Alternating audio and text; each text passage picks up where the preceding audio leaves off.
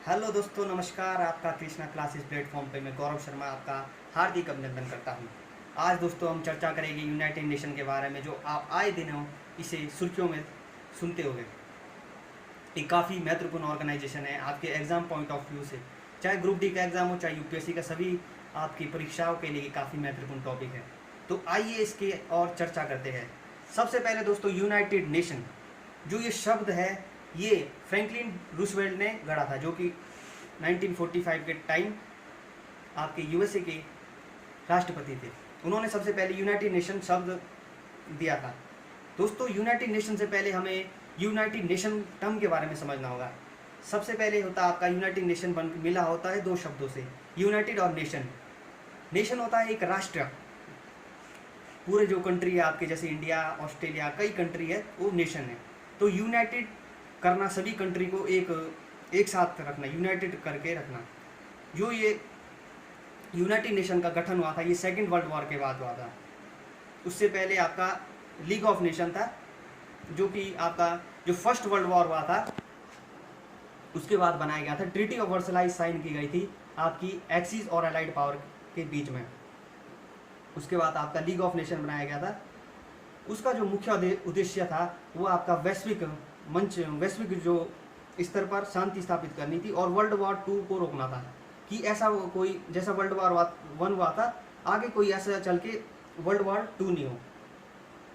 लेकिन league of nation तो बनाया गया, परंतु आप देखोगे कि 20 साल बाद, 2 दशक बाद वर्ल्ड वॉर 2 स्टार्ट हो गया, जिससे लीग ऑफ नेशन के जो सिद्धांत थे वो धरे के धरे रह गए।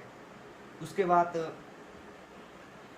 आपको एक ऐसा उसकी ज़रूरत थी ऑर्गेनाइजेशन की, जो विश्व में शांति कायम कर सके। इसी के चलते फ्रैंकलिन डी रूजवेल्ट ने ये आइडिया दिया था आपका यूनाइटेड नेशन का, जिसे 50 देश ने मिलके साइन किया था। फाउंडिंग मेंबर आपके 50 कंट्री थे, जिसमें इंडिया भी एक फाउंडिंग मेंबर था 1945 24 अक्टूबर को। लेकिन इंडिया आज़ाद नहीं हुआ था दोस्तों, ये एक काफ़ी बड़ा फैक्ट है आपके एग्जाम पॉइंट में। लेकिन फाउंडिंग मेंबर था, क्योंकि दोस्तों 1942 में जो आपका क्विट इंडिया मूवमेंट हुआ था, उसके बाद अंग्रेजों ने ठान लिया था कि भारत को अब आज़ाद करना है। इस वजह से इंडिया को फाउंडिंग मेंबर बनाया गया था। जो यूनाइटेड नेशन का जो मुख्य मकसद है वो आपका विश्व में शांति स्थापित करनी, सिक्योरिटी और कोऑपरेशन, और आपका जो ह्यूमैनिटेरियन, जो आपका हेल्प करनी है आपकी, जैसे आपके United nation human right commission है, कि आपका कोई मानव अधिकारों का उल्लंघन तो नहीं हो रहा, तो उसकी सुरक्षा और संरक्षण प्रदान करना। और आपका जो सस्टेनेबल डेवलपमेंट है, सस्टेनेबल डेवलपमेंट को, जैसे आपका यूनाइटेड नेशन द्वारा कॉन्फ्रेंस ऑफ पेरिस चलाई जाती है, वो आपका सतत विकास करना पूरे अपनी इन्वायरमेंट का, ये भी इसका एक मुख्य कार्य है।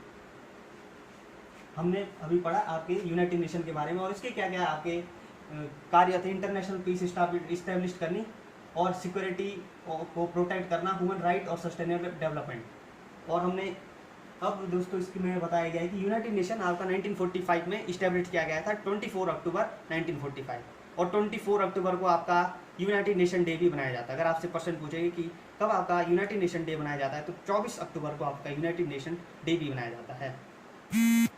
और इसके बैकग्राउंड के बारे में हमने चर्चा की। सबसे पहले आपका वर्ल्ड वॉर फर्स्ट के बाद आपका ट्रीटी ऑफ वर्सलाइज साइन की गई थी और लीग ऑफ नेशन की स्थापना की गई। और यूनाइटेड नेशन के अगर मेंबर की बात करें दोस्तों, 193 इसके टोटल मेंबर है। उसमें से दोस्तों 193 मेंबर है, और कुछ इसके दोस्तों आपके परमानेंट मेंबर नहीं है, कुछ इसके टेम्पररी मेंबर है, जो आपकी जो मीटिंग होती है तो उसमें पार्टिसिपेट करते हैं, लेकिन इसके मेंबर नहीं है। जैसे आपकी पैलेस्टीन है, और दूसरा आपका वेटिकन सिटी, उसके यूनाइटेड नेशन के मेंबर नहीं है, वो एक ऑब्जर्वर स्टेट है सिर्फ। और अब इसके हम कंपोनेंट के बारे में देखेंगे। मुख्यतः जो इसके प्रिंसिपल ऑर्गन है दोस्तों 6 है। सबसे पहले आपका जनरल असेंबली और सिक्योरिटी काउंसिल, सेकंड आपका प्रिंसिपल ऑर्गन है, और थर्ड है आपका United nation economic and social council, और फोर्थ है आपका ट्रस्टीशिप काउंसिल और यूनाइटेड नेशन सेक्रेटेरिएट, और फिर आपका लास्ट है आपका इंटरनेशनल कोर्ट ऑफ जस्टिस। ये आपके 6 मुख्यतः प्रिंसिपल ऑर्गन है यूनाइटेड नेशन के। पहले आपका general assembly, security council, economic and social council, trusteeship council, international court of justice और यूनाइटेड नेशन सेक्रेटेरिएट। ये आपने पढ़ा कि यूनाइटेड नेशन क्या होता है, यूनाइटेड नेशन वर्ड के बारे में, और सबसे पहले इस शब्द को किसने दिया और इसका क्या क्या कार्य है, और इसके प्रिंसिपल ऑर्गन के बारे में मैंने बताया आपको 6 प्रिंसिपल ऑर्गन। तो अब हम आगे की ओर बढ़ते हैं। जो मैंने आपको 6 प्रिंसिपल ऑर्गन बताए थे उसके कार्य के बारे में अब हम चर्चा करते हैं। सबसे पहले आपका प्रिंसिपल ऑर्गन है जनरल असेंबली। जनरल असेंबली या आपको महासभा कहते हैं इसको। इसमें टोटल 193 मेंबर कंट्री है, 193 सदस्य देश हैं। ये एकमात्र ऐसा यूनाइटेड नेशन का 6 प्रिंसिपल ऑर्गन में से एकमात्र ऐसा प्रिंसिपल ऑर्गन है जिसके सभी कंट्री मेंबर है। और इसमें कुछ ऑब्जर्वर कंट्री भी है, मैंने आपको बताया था।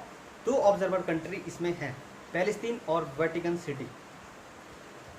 टोटल 193 कंट्री है और उसके सिवा 2 आपकी नॉन ऑब्जर्वर कंट्री है जो उसके मेंबर नहीं है। आपसे एग्जाम में क्वेश्चन पूछ सकते हैं कि इनमें से कौन आपका यूनाइटेड नेशन का मेंबर कंट्री नहीं है, तो पैलेस्टीन और वेटिकन सिटी। अगर जनरल असेंबली में कोई भी आपका डिस्कशन होगा तो सबके पास आपका इक्वल वोटिंग राइट है, और अगर आपका बजट में रिलेटेड अगर कोई आपकी वोटिंग होगी तो उसमें 2/3 मेजोरिटी चाहिए, 2/3 बहुमत की ज़रूरत है। अगर आपका बजट से होगा, बजट हो गया आपका, अगर कोई नई कंट्री जुड़ना चाहती है, सपोज मान लीजिए कि आप पैलेस्टीन कंट्री आपका यूनाइटेड नेशन में जुड़ना चाहती है, तो आपको 2/3 मेजोरिटी से वो विधेयक पास होना चाहिए, बिल। तो सेकंड है आपका सिक्योरिटी काउंसिल है। तो जनरल असेंबली के बारे में आप समझ गए। जनरल असेंबली में अगर आपका कोई भी डिस्कशन होता है तो आपका जो बजट और आपका न्यू मेंबर जोड़ना हो तो 2/3 मेजोरिटी चाहिए, और बाकी में आपकी सिंपल मेजोरिटी चाहिए। सिक्योरिटी काउंसिल के बारे में चर्चा करते हैं। सिक्योरिटी काउंसिल में दोस्तों 15 मेंबर होते हैं। 15 में से आपके 5 तो आपके परमानेंट मेंबर होते हैं और 10 आपके टेम्परेरी मेंबर होते हैं जो कुछ समय के लिए चुनकर आते हैं।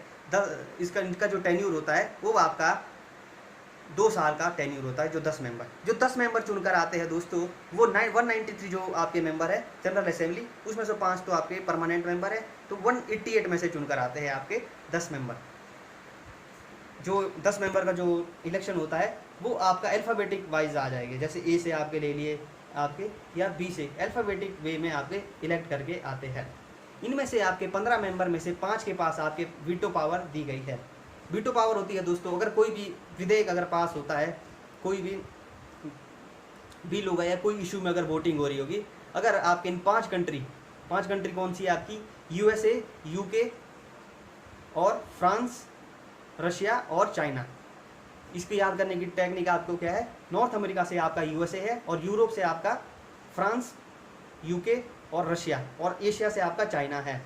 ये 5 कंट्री है और 10 आपकी नॉन टेम्पररी मेंबर है। अगर इन 5 कंट्री में से कोई भी अगर असंतुष्ट होता है, किसी भी अगर वोटिंग हो रही है किसी इशू से, किसी भी मामले में, तो वो आपका पूरा ही निरस्त कर दिया जाएगा आपकी वोटिंग। ओके, तो अब नेक्स्ट है आपका ट्रस्टीशिप काउंसिल। ट्रस्टीशिप काउंसिल दोस्तों 1944 में इसका गठन कर दिया गया। वर्ल्ड वॉर सेकेंड के बाद जो आपकी कुछ कंट्री थी जो ना तो इंडिपेंडेंट नहीं थी और सेल्फ गवर्न नहीं हो रही थी, वहाँ पर कोई भी आपका वो नहीं था, आपका डेमोक्रेसी इस्टेब्लिश्ड नहीं थी, तो स्टेबिलिटी वहाँ पर स्थिरता लाने के लिए ट्रस्टीशिप काउंसिल का स्थापना की गई। पहले वहाँ सरकार बनाई दी गई, लेकिन 1994 तक लगभग सभी कंट्री में आपकी गवर्नमेंट बन चुकी थी। इस वजह से इसका कार्य 9 नवंबर 1994 तक उसके बाद ख़त्म हो गया था। उसके बाद उसकी कभी मीटिंग नहीं हुई ट्रस्टीशिप काउंसिल की। फिर आपका नेक्स्ट है आपका इकोनॉमिक एंड सोशल काउंसिल। इसका जो मुख्य उद्देश्य है आपका इकोनॉमिक, इन्वायरमेंट और सस्टेनेबिलिटी लानी किसी भी पूरे विश्व में। जैसे आप इसके स्पेसिफाइड और स्पेशलाइजेशन जो ऑर्गन है, स्पेशलाइज और एजेंसी है इसमें। थर्ड है आपका United nation human right council. कहीं आपका ह्यूमन राइट का वॉयलेशन तो नहीं हो रहा, तो इसके लिए आपका ह्यूमन राइट काउंसिल बनाया गया है। और भी इसमें कई ऑर्गन है, जैसे आपका यूनिसेफ हो गया चाइल्ड रिलेटेड, और आपका यूनाइटेड नेशन इन्वायरमेंट, जितने भी इन्वायरमेंट रिलेटेड इशू है, कई इसके एजेंसी है। इसके बारे में मैं अगली वीडियो लाऊंगा, बहुत बड़ा टॉपिक बन जाएगा अलग से। तो अब नेक्स्ट है हमारा इकोनॉमिक काउंसिल की बात है आपका international court of justice. International court of justice जिसका हेडक्वार्टर है नीदरलैंड के हैग में। जितने भी ये पूरे विश्व का सबसे बड़ी जुडिशियल ऑर्गन है, आपका जितने भी आपके जुडिशियल रिलेटेड के केस है आपके पूरे विश्व में, तो ये हैंडल करेगा इंटरनेशनल कोर्ट ऑफ जस्टिस। इसके 15 मेंबर होते हैं, 5 तो आपके परमानेंट जो आपके मेंबर हैं यूनाइटेड नेशन के स्थायी जो जिनके सदस्य है, और 10 आपके नॉन टेम्पररी मेंबर होते हैं जो चुनकर आते हैं 9 साल बाद। क्योंकि इसका जो टेन्यूर है दोस्तों, जो समय होता है इसके मेंबर का इंटरनेशनल कोर्ट ऑफ जस्टिस का, वो आपका 9 साल तक समय होता है, एक मेंबर 9 साल तक। 5 तो आपके परमानेंट होते हैं, और जो 10 मेंबर का जो समय होता है टेन्यूर, वो आपका 9 साल का होता है। ओके, और ये एक इंटरनेशनल कोर्ट ऑफ जस्टिस एकमात्र ऐसा ऑर्गन है, सर अभी थोड़ी देर में, इंटरनेशनल कोर्ट ऑफ जस्टिस एकमात्र ऐसा ऑर्गन है जिसका हेडक्वार्टर आपका न्यूयॉर्क में नहीं मिलेगा। जितने भी आप ये देख रहे हैं 6 प्रिंसिपल ऑर्गन, 5 का जो हेडक्वार्टर है वो आपको न्यूयॉर्क में मिलेगा, लेकिन ये इंटरनेशनल कोर्ट ऑफ जस्टिस है जिसका हेडक्वार्टर आपको हैग में मिलेगा। ओके, अब लास्ट ऑर्गन है आपका यूनाइटेड नेशन सेक्रेटेरिएट। एक सचिवालय है, जैसे आप देखते हैं आपके विधानसभा का एक सचिवालय होता है जहाँ पर पूरे राज्यों का कार्य चलता है। इसी प्रकार से जो यूएन का सारा कार्य है वो आपका सेक्रेटेरिएट में होता है, जिसका हेड होता है आपका सेक्रेटरी जनरल। जो पूरा आपका यूनाइटेड नेशन का जो सेक्रेटरी जनरल होता है, महासभा सचिव, जो अभी आपके एंटोनियो गुटेरेस है, जो कौन सी कंट्री से आपको कमेंट में बताना, मैं आपको आंसर बता देता, तो वो आपके अर्जेंटीना से है। तो यूनाइटेड नेशन जो सेक्रेटरी का जो आपका जो महासभा सचिव होगा, सेक्रेटरी जनरल होगा, जो एंटोनियो गुटेरेस है, उसको जो टेन्यूर होता है वो 5 साल के लिए चुनकर आते हैं। अगर पहले सेक्रेटरी जनरल की बात की जाए तो वो है आपका ट्रिगवी ले। यूनाइटेड नेशन के पहले जो सेक्रेटरी जनरल है वो ट्रिगवी ले है। और अगर अफ्रीकन कॉन्टिनेंट से जो पहले सेक्रेटरी जनरल है वो है आपके कोफी एनन। अगर आपसे क्वेश्चन पूछे गए एग्जाम में कि यूनाइटेड नेशन का ऐसे कौन से सेक्रेटरी जनरल है जो 2 बार चुनकर आए, ऐसे कौन से सेक्रेटरी जनरल है, महासभा सचिव है जो 2 बार